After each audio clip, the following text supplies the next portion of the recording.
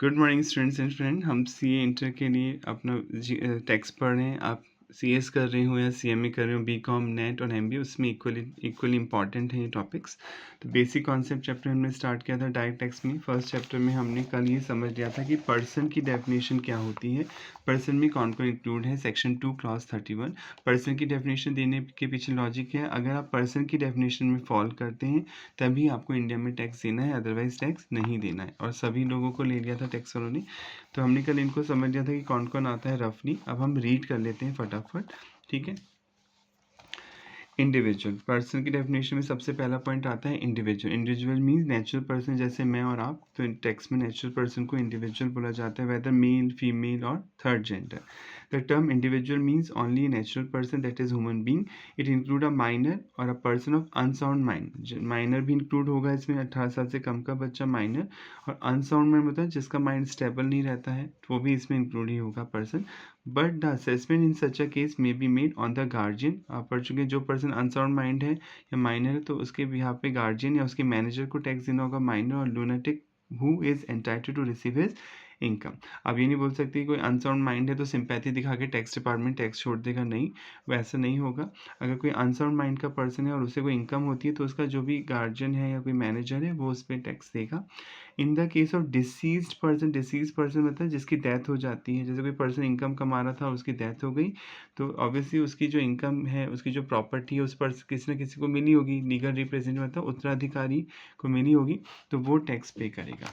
आप ये एक्सक्यूज़ नहीं दे सकते कि उस पर्सन की डेथ हो गई तो टैक्स माफ़ हो जाएगा, नहीं। अगर इनकम अर्न करी गई है और वो डिसीज पर्सन है, उसकी डेथ भी हो गई है, तो भी उस टैक्स देना होगा। Assessment would be made on the legal representative. Legal representative मतलब जो उत्तराधिकारी होता है कानूनी तौर पे, जिसे मिली है प्रॉपर्टी और उसकी इनकम, वो उस पर टैक्स पे करेगा। क्लियर यहाँ तक? ठीक है, आगे बढ़ते हैं।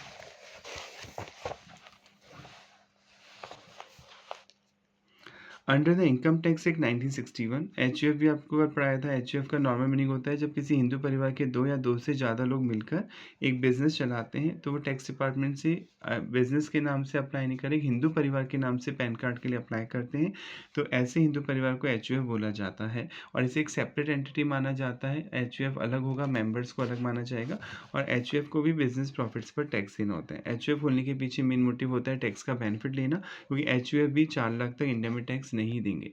पर अगर आप पार्टनरशिप फर्म खोलते हैं, अभी आप आगे पढ़ेंगे, तो पार्टनरशिप फर्म को 4 लाख वाली जो बेसिक एग्जेम्पशन है वो नहीं मिलती है। 1 रुपये का भी प्रॉफिट होगा, 30% टैक्स लगेगा। इसे जो हिंदू लोग हैं और वो मिलके काम कर रहे हैं, तो एचयूएफ का स्टेटस लेते हैं स्टार्टिंग में, ठीक है, क्योंकि उन्हें टैक्स का बेनिफिट मिलता है। Hindu undivided family is treated as a separate entity, इसे एक अलग एंटिटी माना जाएगा for the purpose of assessment. मतलब इनकम टैक्स की कैलकुलेशन करते समय। It is included in the definition of the term person, इसे पर्सन की डेफिनेशन में इंक्लूड किया है टैक्स उन्होंने under section 2 clause 31। They the levy मतलब चार्ज लगाना, the charge of income tax is on every person पे लगेगा, therefore income tax is payable by Hindu undivided family. HUF को भी टैक्स का पेमेंट करना होगा। Hindu undivided family has not been defined under the income tax act 1961। Income tax में तो इसकी कोई डेफिनेशन नहीं है। The expression is however defined under Hindu law, जो मनु ऋषि ने बनाया हिंदू लॉ, उसमें दे रखा है as a family which consist of all males, इसमें सभी मेल लोग आते हैं, linearly descended from a common ancestor, आपके पूर्वज एक, यानी ब्लड रिलेशन होना कंपलसरी है, यानी कोई फ्रेंड है वो एचयूएफ फ्रेंड के साथ मिलकर आप एचयूएफ नहीं खोल सकते हैं। एक कॉमन फैमिली, कॉमन एनेस्टर होना ज़रूरी है। एंड इंक्लूड देयर वाइफ्स, आपकी वाइफ्स भी इसमें आएंगी और डॉटर बेटियां भी इसमें कंसिडर की जाएंगी। Some member of the HUF are called coparcener, जो मेंबर्स होते हैं एचयूएफ के उन्हें को पार्टनर बोलते हैं। कंपनी में मेंबर को शेयर होल्डर बोलते हैं, पार्टनर में मेंबर को पार्टनर बोलते हैं, पार्टनरशिप फर्म में पार्टनर बोलते हैं और एचयूएफ में को पार्टनर बोलते हैं, सहभागी सदस्य co-partner. They are related to each other, वो एक दूसरे से रिलेटेड होते हैं। To the head of the family, इसमें एक हेड ऑफ द फैमिली होता है, इसे कर्ता बोला जाता है, जो डिसीजन लेता है मुखिया परिवार का। ये फटाफट पढ़ लेते हो कि कॉमन चीज़ें दे रखी हैं। एचयूएफ में कंटेन मैनी मेंबर, बहुत सारे लोग हो सकते हैं, but member with in 4 degree including the head of the family कर्ता आर कॉल्ड को पार्टनर, सभी को मिला के कर्ता बोला जाता है। A Hindu coparcenary include those person who acquire interest in joint property by birth, आपको पैदा होते उस परिवार में हिस्सा मिल जाता है, ठीक है, जब बच्चा पैदा होता है तो परिवार का सदस्य हो जाता है। Earlier only male descendant were consider as a co-partner. पहले क्या होता था, मेल पर्सन्स को ही को पार्टनर मानते थे, यानी बेटियां प्रॉपर्टी में हिस्सा क्लेम नहीं कर सकती थी पहले। पर with effect from 6 September 2005, daughters have also been accorded co-partner status। अब बेटियों को भी co-partner माना जाएगा। It may be noted that only co-partner have a right to partition। आप बंटवारा ले सकते हैं। अगर आप मान लीजिए परिवार से सेटिस्फाई नहीं है तो आप परिवार की प्रॉपर्टी में बंटवारे की डिमांड कर सकते हैं कि मुझे मेरा हिस्सा दिया जाए, राइट। को पार्टनर इंटरेस्ट होता है। और कौन सी प्रॉपर्टी में हिस्सा मांग सकते हैं, जो एनेस्ट्रल चली आ रही, जो पीढ़ी दर पीढ़ी आपके परिवार को मिली है पूर्वजों से, उसमें आप पार्टीशन की डिमांड कर सकते हैं, भले आपके फादर देना चाहें ना देना चाहें। हाँ, अगर जो फादर ने पर्सनल इनकम से कमाई है कोई प्रॉपर्टी, उससे वो चाहे तो आपको एविक्ट मतलब बेदखल कर सकते हैं, क्योंकि वो पूर्वजों की प्रॉपर्टी नहीं है। A daughter of co-partner by birth shall become a co-partner in her own right in the same manner as the son। बेटी भी जब हिंदू परिवार में पैदा होगी उसे भी वही अधिकार मिलेंगे जो एक बेटे को मिलते हैं। Being a co-partner, she can claim partition of asset of the family। वो भी मांग सकती है हिस्सा परिवार का जब बंटवारा हो कि मुझे भी मेरा हिस्सा मिलना चाहिए। तो right of a daughter in co-partner property are equal, बराबर माना जाएगा to that of a son. बेटे के बराबर ही उसे हिस्सा मिलेगा। However, other females member of the family जैसे वाइफ है या डॉटर इन लॉ बहू है of a copartner not eligible for such copartner right, उन्हें अलग से कोई हिस्सा नहीं मिलेगा। फॉर एग्जाम्पल, ए और बी हस्बैंड वाइफ हैं, इनके 3 बच्चे हैं, ठीक है, पी क्यू आर। पी इनकी डॉटर है, गर्ल है, क्यू और आर इनके सन हैं, बेटे हैं। ये तो डॉटर हो गई, राइट। आर मैरिड है, इसकी वाइफ भी रहती है साथ में परिवार में, और इनके एक बेटा है। अब क्वेश्चन जब हिंदू परिवार का बंटवारा होगा तो किसको कितना हिस्सा मिलेगा। मान लो प्रॉपर्टी बंट रही है परिवार में, तो ठीक है, तो जो कर्ता है उसे एक हिस्सा मिलेगा, कर्ता की जो वाइफ है उन्हें एक हिस्सा मिलेगा, बेटी को इक्वल माना जाएगा, इससे भी एक हिस्सा मिलेगा, इस बेटे को भी हिस्सा मिलेगा, इसको भी हिस्सा मिलेगा। पर अलग से बहू, ये बहू हो गई ये बी की, या वाइफ है, ठीक है, या सन है, इनको अलग से कोई हिस्सा नहीं दिया जाएगा, ठीक है, क्योंकि ये इनको फादर से ही क्लेम कर सकते हैं दोनों, पर ये अपने जो है फादर इन लॉ, ठीक है, जो इनकी बहू है फादर इन लॉ से इससे डिमांड नहीं कर सकती। हाँ, अगर इस बेटे की डेथ हो जाती है, ठीक है, तो और ये फैमिली के साथ रहती है तो ये अपने लिए हिस्सा मांग सकती है। ये भी इतना डिटेल में खैर नहीं पढ़ना है, वो लॉज में पढ़ाया जाता है, पर आप ध्यान में रखें कि बेटियां भी हिस्सा क्लेम कर सकती हैं, बेटे तो करती हैं, पर अगर बेटा जिंदा है तो उसकी पत्नी अलग से हिस्सा क्लेम नहीं कर सकती। The relation of a HUF does not arise from a contract but arise from status। Status मतलब जैसे आप बर्थ लेते हैं इस हिंदू परिवार में तो आपको अपना हिस्सा मिल जाता है, अलग से कोई एग्रीमेंट करने की ज़रूरत नहीं पड़ती है। There need not be more than one male member or one female co-partner 6 September 2005 to form a HUF। पहले क्या होता था कि अगर आपको HUF का स्टेटस लेना है, ठीक है, तो कम से कम एक मेल और फीमेल का ज़रूरी होता था आपके परिवार में होना, तभी तो परिवार बनेगा। फैमिली का मतलब ही क्या है, मतलब आपकी जब भी कोई फैमिली वर्ड बोलता है तो आपको समझते हैं कुछ तो मेल मेंबर होंगे उस फैमिली में और कुछ फीमेल मेंबर होंगी, राइट। तो जैसे ए बी सी 3 भाई हैं, इनमें से किसी की शादी नहीं हुई है और मान लेते हैं इनके पेरेंट्स भी नहीं हैं दुनिया में, तो अब ये तीनों मेल मेंबर हैं। अब परिवार तो है ही नहीं, परिवार के लिए कम से कम एक फीमेल का होना ज़रूरी है, मैरिड या अनमैरिड कोई फीमेल तो हो परिवार में, पर ये तो तीनों लड़के हैं, तो क्या ये भी HUF बना सकते हैं? बिल्कुल बना सकते हैं। पहले होता था, अभी नीड नहीं है। आप मेल मेंबर मिलके भी HUF फॉर्म कर सकते हैं, सारी फीमेल मेंबर मिलके भी HUF फॉर्म कर सकती हैं, अगर वो एक ही एनेस्ट्रल से बिलोंग करते हैं, ब्लड रिलेशन है तो। आगे बढ़ते हैं। The income tax act 1961 also does not indicate that HUF as an assessable entity must consider at least 2 male member. ऐसा इनकम टैक्स में लिखा हुआ कि भैया 2 मेल मेंबर होना ज़रूरी है या 2 को पर्सन होना ज़रूरी है, ठीक है। आप मेल फीमेल कैसा भी कॉम्बिनेशन बना सकते हैं, right. Under the Income Tax Act 1961, Jain undivided family and Sikh undivided family would be assessed as HUF। यानी जैन और सिख लोगों को भी HUF खोलने का राइट है, उन्हें भी HUF का स्टेटस दे सकता है इनकम टैक्स डिपार्टमेंट, पर मुस्लिम और सिख लोगों को स्टेटस नहीं मिलेगा। स्कूल ऑफ हिंदू लॉ, इसे समझ लें पहले, ये क्या है। स्कूल ऑफ हिंदू लॉ मतलब 2 कॉन्सेप्ट हैं, जब मनु ऋषि ने हिंदू लॉ बनाया उसमें 2 कॉन्सेप्ट आते हैं। अभी तक आपने ये समझ लिया कि अगर आप हिंदू फैमिली से बिलोंग करते हैं तो जैसे ही परिवार में बर्थ होता है बच्चे का, बाय बर्थ उसे स्टेटस मिल जाता है। स्टेटस मतलब फैमिली की प्रॉपर्टी में हिस्सा मिल जाता है। पैदा होते ही अलग से कोई एग्रीमेंट करने की ज़रूरत नहीं होती है कि मुझे इतना हिस्सा मिलेगा। बाय बर्थ एग्रीमेंट में जो उसका हिस्सा जो भी है कॉमन वो उसका डिसाइड हो जाता है। पैदा होते ही बच्चे को हिस्सा मिल जाता है हिंदू परिवार में, राइट। और कोई भी चाहे तो पार्टीशन की डिमांड कर सकता है। पार्टीशन, चाहे लड़की हो चाहे लड़का, आपको अगर सेटिस्फाई नहीं है अपने परिवार से या आपको फैमिली में की प्रॉपर्टी में हिस्सा चाहिए तो आप डिमांड कर सकते हैं कि मैं अलग होना चाहता हूँ, मेरा हिस्सा दे दीजिए जो भी प्रॉपर्टी में बनता है, राइट। अब हिंदू लॉ में भी दो कॉन्सेप्ट चलते हैं इंडिया में, ठीक है। एक होता है दाय भाग और एक होता है Mitakshara.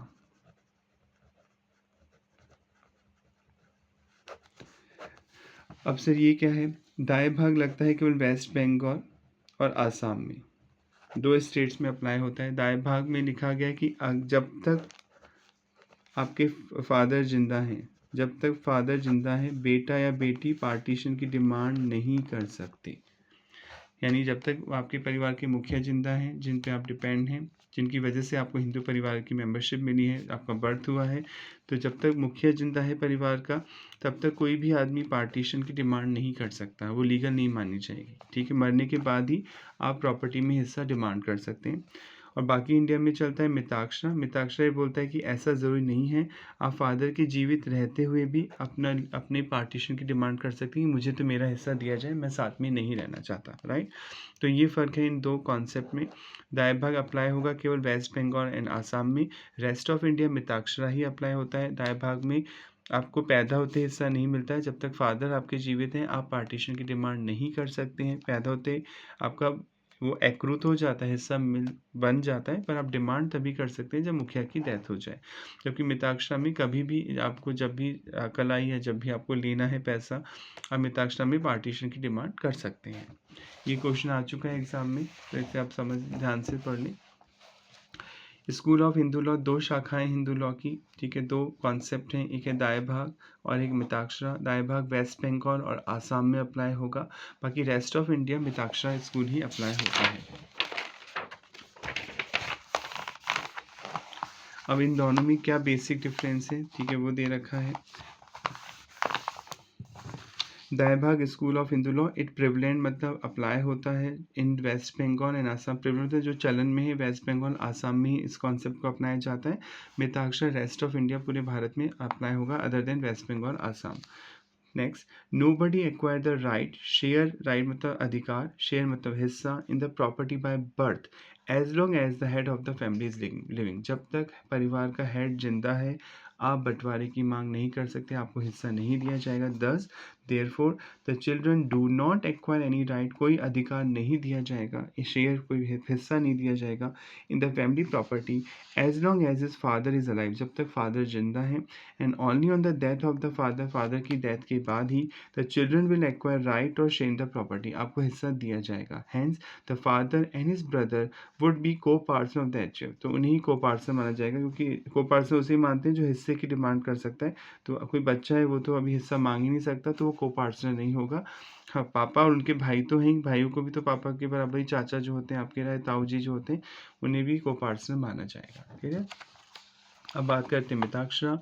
One acquire the right to the family, आपको राइट मतलब अधिकार दिया जाएगा फैमिली प्रॉपर्टी में बाय हिज बर्थ, पैदा होते ही अधिकार मिल जाएगा, and not by succession. Succession का मतलब क्या होता है, फादर की डेथ होगी तब प्रॉपर्टी बेटे को मिलती है उत्तराधिकार में, तो उसे सक्सेशन बोलते हैं। तो ऐसा नहीं, कॉन्सेप्ट नहीं लगेगा मिताक्षरा में, पैदा होते ही हिस्सा मिलेगा अगर आप डिमांड करते हैं, irrespective of the fact that his elders are living, भले आपके एल्डर्स जिंदा हैं फिर भी आप हिस्सा मांग सकते हैं। 10 every child born in the family, जो भी बच्चा पैदा होता है फैमिली में, एक्वायर अ राइट और शेयर, उसे हिस्सा या अधिकार दिया जाएगा इन द फैमिली प्रॉपर्टी में। तो आई होप एचयूएफ का कॉन्सेप्ट भी क्लियर हो गया होगा। एचयूएफ को एक सेपरेट एंटिटी माना जाता है, आप अलग से पैन कार्ड ले सकते हैं एचयूएफ के नाम से। अब बात करते हैं कंपनी, तो एक इंडिविजुअल हो गया पर्सन डेफिनेशन में, एक एचयूएफ हो गया। अब हम कंपनी की बात करते हैं। अगर कोई आपसे पूछता है कि कंपनी क्या होती है तो 99% बच्चे ये बोलेंगे कंपनी जो कंपनीज एक्ट में रजिस्टर्ड हो। कंपनी, इंडिया में जो कंपनीज एक्ट बना हुआ है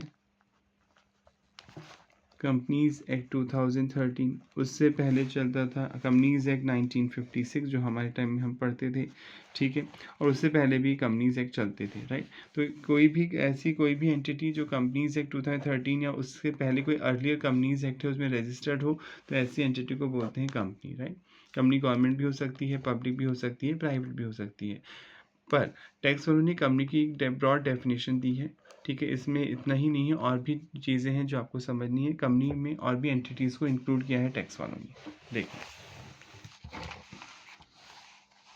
for all the purpose of the act, सारे कानूनों के लिए जो इनकम टैक्स आप पढ़ रहे हैं, the term company has a much wider connotation, इसका मीनिंग ज़्यादा बड़ा है इनकम टैक्स में than under the companies act 2013 के अकॉर्डिंग। अब क्या मीनिंग दे रखे हो समझ लें।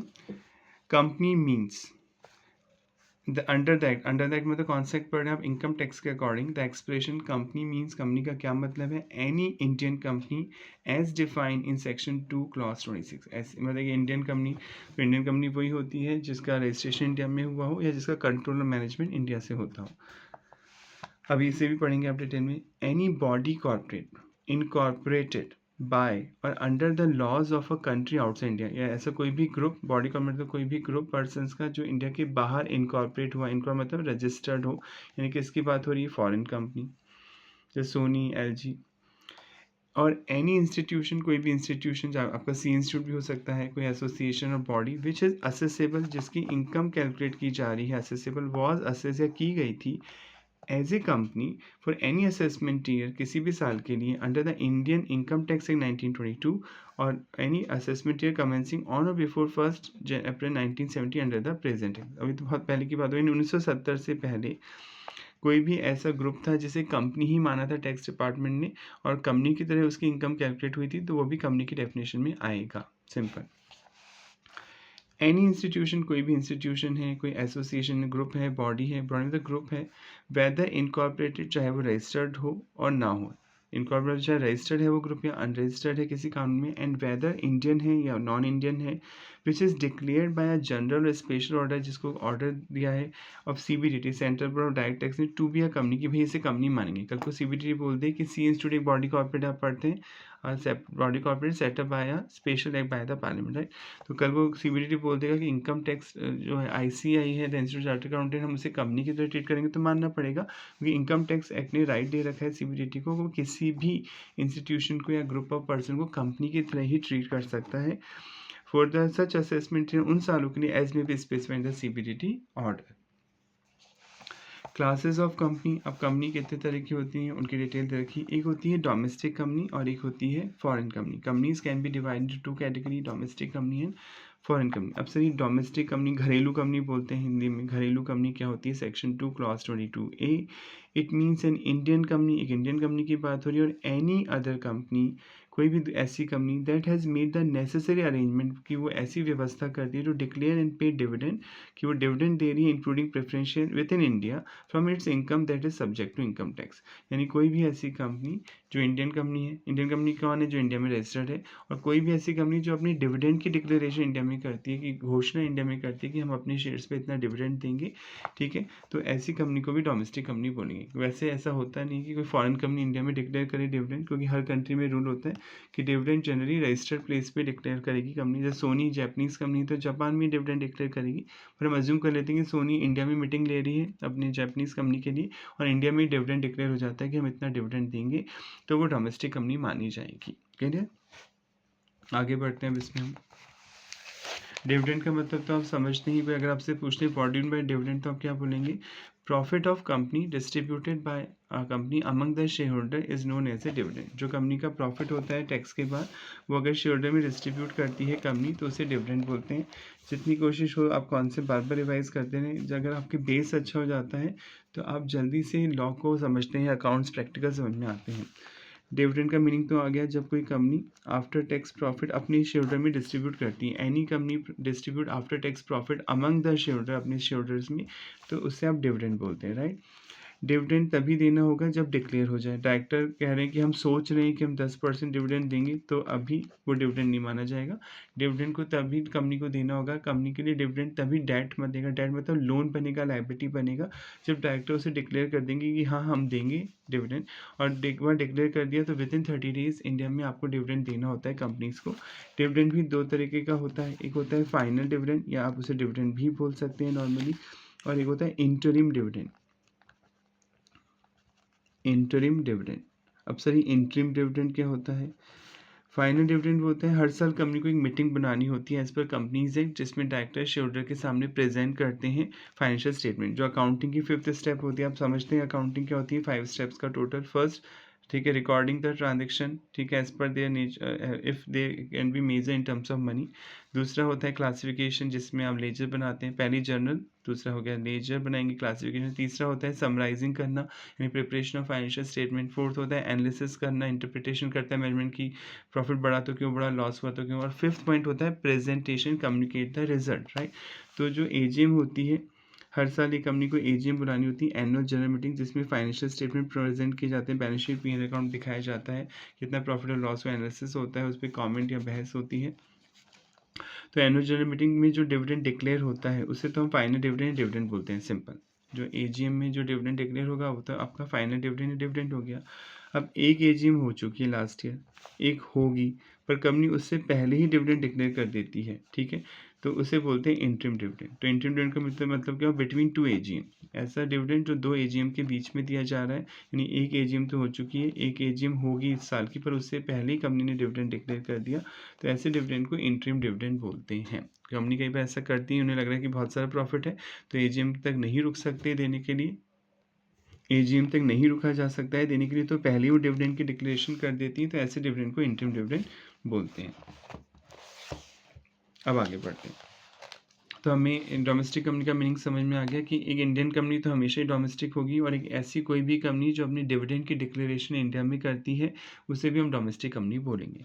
अब सर इंडियन कंपनी क्या होती है, भारतीय कंपनी किसे बोलते हैं, आप section 2 clause 26, a company is consider N Indian company, एक कंपनी को इंडियन कंपनी माना जाएगा under section 2 clause 26 of the income tax act 1961 के अकॉर्डिंग, इफ़ इट मीट 2 की कंडीशन, अगर ये 2 शर्तें पूरी हो जाती हैं तो वो इंडियन कंपनी मानी जाएगी।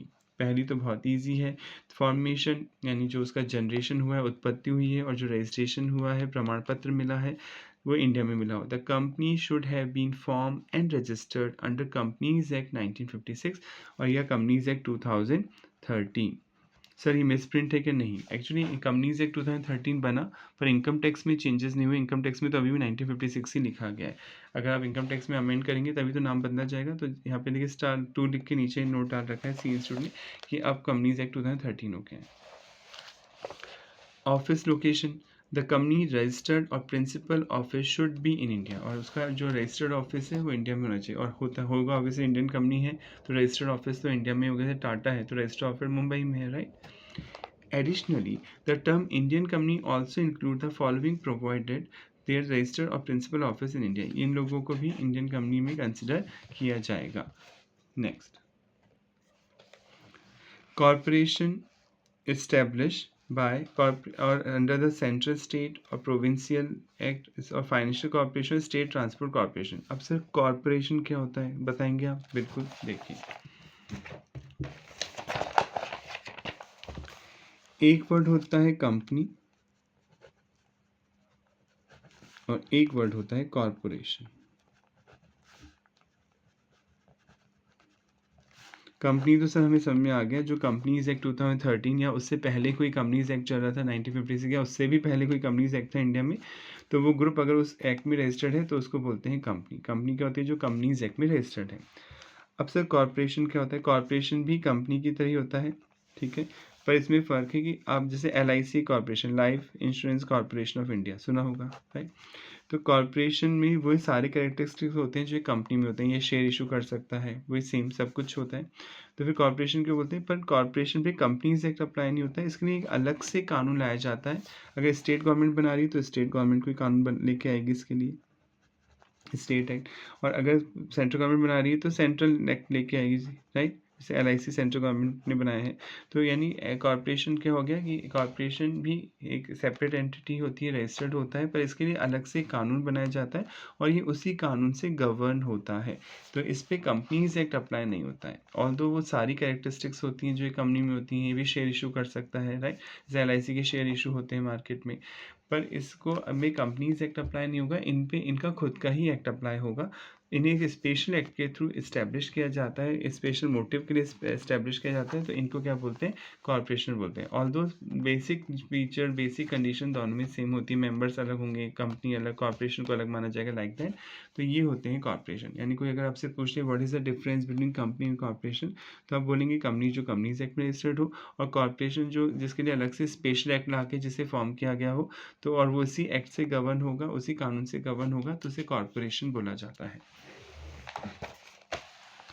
तो कॉर्पोरेशन इस्टेब्लिश करा जा सकता है बाय अंडर, सेंट्रल गवर्नमेंट भी खोल सकती है, स्टेट गवर्नमेंट भी खोल सकती है। प्रोविंस में मतलब पहले रियासतें होती थी आज़ादी से पहले, जैसे अजमेर रियासत थी, राजस्थान मेवाड़ रियासत थी, राइट। ऐसे मैसूर रियासत थी, रियासतें जो होती थी जो बनाते थे कानून, अगर वो भी अभी चल रहा है तो वो भी खोल सकते हैं पहले 1947 से पहले। अब तो बाद में तो बंद हो गई रियासतें। सच एज फाइनेंशियल कॉर्पोरेशन हो सकता है, for example state road corporation हो सकते हैं।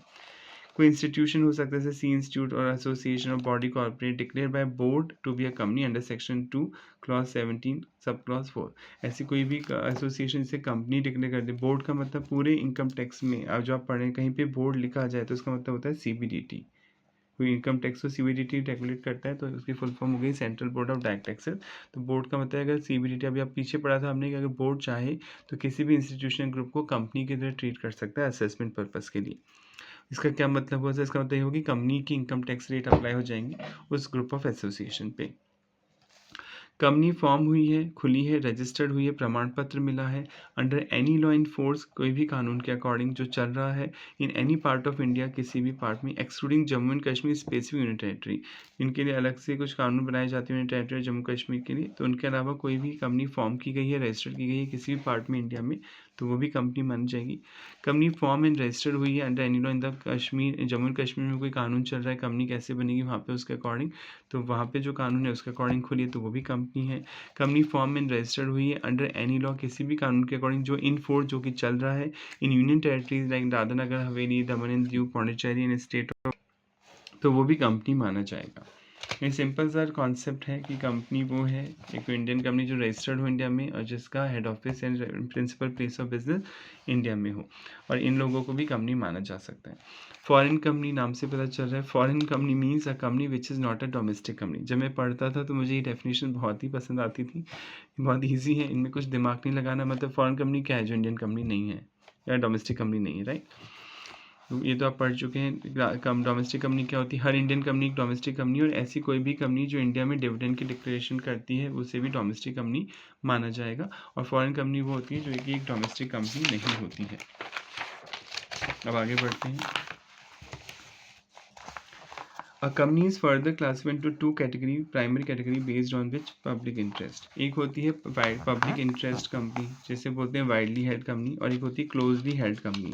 अब सर ये क्यों बनाया गया है meaning widely held company, closely held company. अभी अब आगे जाके पढ़ेंगे टेक्स्ट, जब आप पढ़ते जाएंगे धीरे धीरे, कि जो कुछ कंपनियां होती हैं वाइडली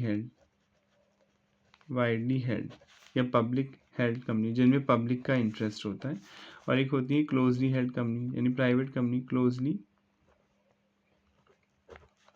हेल्ड कंपनी, ऐसी कंपनी जिसमें पब्लिक का इंटरेस्ट नहीं होता है। तो इन पे शिकंजा ज़्यादा होता है इनकम टैक्स डिपार्टमेंट, क्योंकि आपने पब्लिक का पैसा ले रखा है तो आप पे नज़र रखनी पड़ेगी कहीं आप लेके भाग जाओ, नुकसान तो नहीं हो रहा पब्लिक का, right. Closely held company private company होती है तो इन पे इनकम टैक्स का शिकंजा थोड़ा सा कम होता है, क्योंकि इसमें पब्लिक का पैसा इन्वॉल्व नहीं होता है। तो टैक्स वालों को ज़्यादा ध्यान देना होता है कि कोई भी वाइडली हेल्ड कंपनी जो पब्लिक का पैसा भी ले रही है और टैक्स की चोरी कर रही है तो उस पर नज़र ज़्यादा रखी जाए। क्लोजली हेल्ड कंपनी पर थोड़ा सुपरविजन कम होता है, ऐसा नहीं कि नज़र नहीं रखी जाती, पर इन पे थोड़े से रूल्स रेगुलेशन लीनियंट होते हैं, क्योंकि प्राइवेट कंपनी, पब्लिक कंपनी में रूल एंड रेगुलेशन स्ट्रिक्ट होते हैं, क्योंकि वो वहाँ पे पब्लिक का इंटरेस्ट है, पब्लिक का पैसा इन्वॉल्व है। तो इसलिए कुछ प्रोविज़न क्लोजली हेल्ड कंपनी के लिए अलग होते हैं, प्राइवेटली हेल्ड कंपनी के लिए अलग होते हैं, वाइल्ड हेल्ड कंपनी के लिए अलग होते हैं। इनकम टैक्स एक्ट में इससे दो कैटेगरी बनाई गई हैं, पढ़ लेते हैं। Widely held company, a company in which public are substantial interest, मतलब जिसमें पब्लिक का सब्सटेंशियल इंटरेस्ट होता है, मतलब इंटरेस्ट होता है बहुत ज़्यादा, ऐसी कंपनी को अपन क्या बोलते हैं, वाइडली हेल्ड कंपनी बोलते हैं। अब सर ये सब्सटेंशियल इंटरेस्ट क्या होता है वो अभी नीचे आ रहा है। A company is considered to be a substantial public interest, किसी भी कंपनी में पब्लिक का सब्सटेंशियल यानी इंपॉर्टेंट इंटरेस्ट माना जाएगा if it meet any of the following criteria, अगर इनमें से एक भी क्राइटेरिया पूरा हो जाता है एज आउटलाइन, जो कि बताया गया है इन section 2 clause 18 of income tax act में। अगर इनमें से एक भी शर्त पूरी हो जाए जो आप पढ़ने जा रहे हैं ए से एफ तक, तो उस कंपनी को आप बोलेंगे वाइडली हेल्ड कंपनी या company in which public are substantial interested.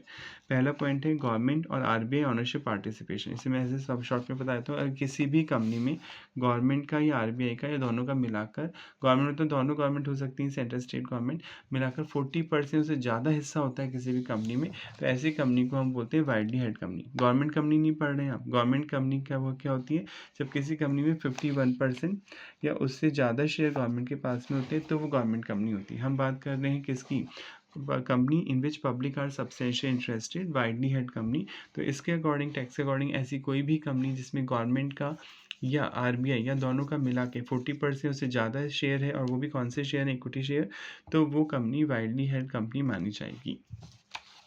A company owned by central or state government or Reserve Bank of India or where at least 40% of the share are held whether single, या तो अकेले ने खरीद रखी हो और taken together है सबका मिला के by the government और RBI और a corporation owned by the RBI, या RBI नहीं कोई corporation है उसके अकॉर्डिंग हो। ये सिंपल सा लॉजिक है, कोई भी ऐसी कंपनी जिसमें 40% या उससे ज़्यादा शेयर RBI ने, गवर्नमेंट या दोनों मिला के खरीद रखे हो, तो उस कंपनी को वाइडली हेल्ड कंपनी बोलते हैं। नेक्स्ट, कंपनी रजिस्टर्ड है section 25 of the companies act 1956। Section पहले होता था, अब तो सेक्शन 8 आ गया है इसकी जगह। सेक्शन 8 मतलब ऐसी कंपनी जिसका मोटिव है वेलफेयर करना, वो प्रॉफिट मोटिव के लिए नहीं खोली गई। जैसे जीएसटी है ना, आपने पढ़ा था जीएसटी में goods and service tax network company, उसका मोटिव है इंडिया में आईटी इंफ्रास्ट्रक्चर डेवलप करना, प्रॉफिट कमाना नहीं है। तो सेम वही, ऐसी कोई भी कंपनी जिसका मोटिव प्रॉफिट कमाना नहीं है उसे सेक्शन 8 वाली कंपनी बोला जाता है, और उसमें तो पब्लिक का इंटरेस्ट होता ही है, राइट। तो पहले सेक्शन 25 में खुलती थी, अब कंपनीज एक्ट 2013 में सेक्शन 8 में खुलती है। नीचे स्टार लगा के आपके बता भी रखा है। A company registered under section 25 of the Companies Act 1956 which is formed, जिसे खोला गया है to promote commerce, उसका मोटिव है बिजनेसेस को प्रमोट करना, आर्ट कोई कला को प्रमोट करना, साइंस विज्ञान को प्रमोट करना, एजुकेशन शिक्षा को प्रमोट करना, रिसर्च मतलब अनुसंधान शोध को प्रमोट करना, सोशल वेलफेयर यानी सामाजिक कल्याण को प्रमोट करना, चैरिटी मतलब भलाई के काम को प्रमोट करना, इन्वायरमेंट प्रोटेक्शन पर्यावरण को प्रोटेक्ट करना, etcetera, and does not distribute dividend to them, और कोई प्रॉफिट वो अपने मेंबर्स में नहीं बांटेगी, क्योंकि पहली बात तो प्रॉफिट होगा ही नहीं, और होता भी है कोई चंदा वगैरह उन्हें मिलता है, डोनेशन तो मिलती है इन कंपनियों को, राइट, तो वो अपने मेंबर्स में डिस्ट्रीब्यूट नहीं कर सकती हैं क्योंकि इनका मोटिव प्रॉफिट कमाना नहीं है। तो ऐसी कंपनी जो वेलफेयर पर्पज़ के लिए खुली गई, सेक्शन 8 में रजिस्टर्ड है, तो वो भी वाइडली हेल्ड कंपनी मानी जाएगी, पब्लिक इंटरेस्ट कंपनी मानी जाएगी।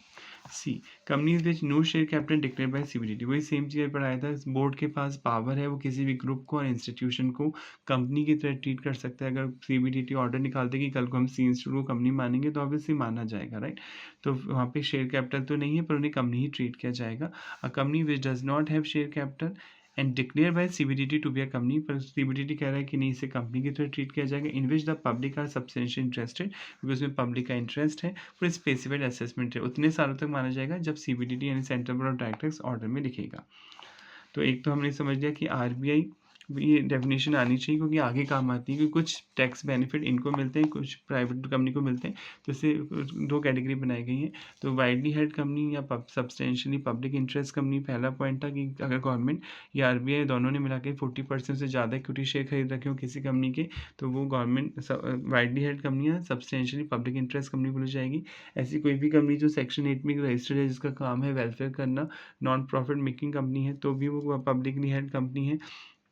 ऐसी कोई भी ग्रुप जो इसके पास शेयर कैपिटल तो नहीं है पर सीबीडीटी ने उसे कंपनी डिक्लेयर करा, वो भी कंपनी है। D, mutual benefit finance company, Nidhi और म्यूचुअल बेनिफिट कंपनी। अब सर ये क्या होती है, तो देखें, एक होती है NBFC, non banking financial company.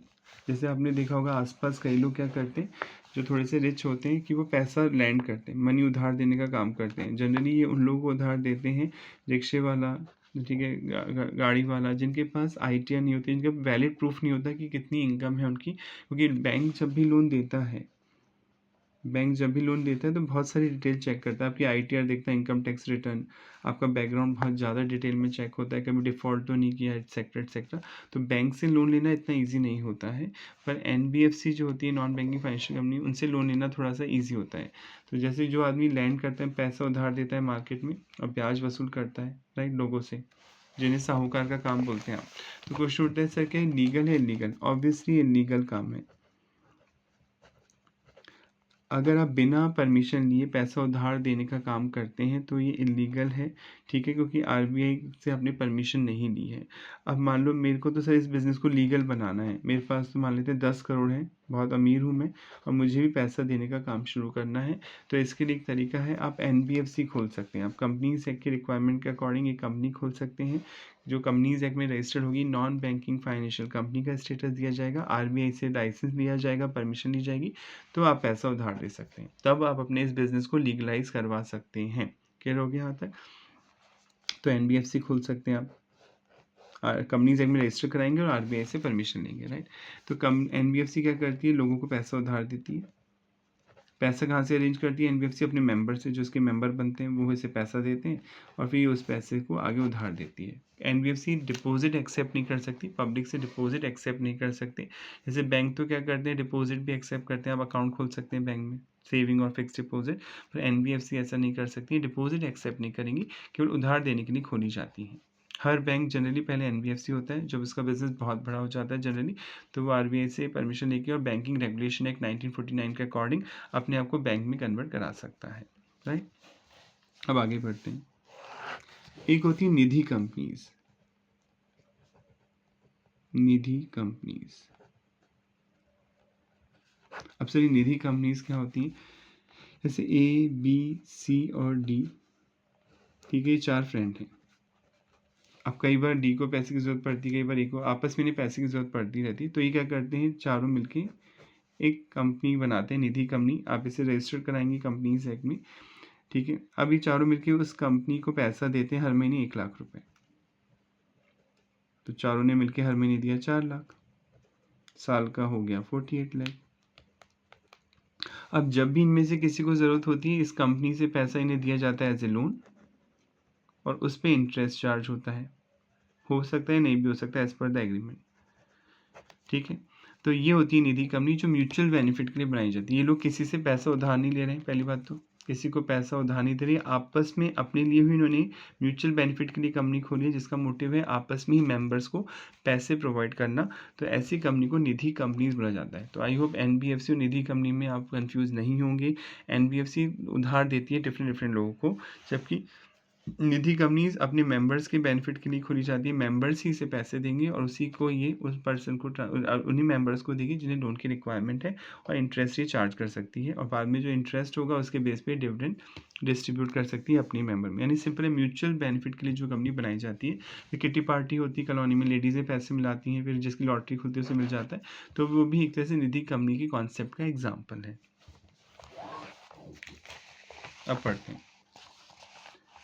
A company that primarily accept deposit from its member, Nidhi company अपने मेंबर से ही पैसा लेगी, and it declare by central government under section 620, पहले 620A था, अब 406 है कंपनीज एक्ट का।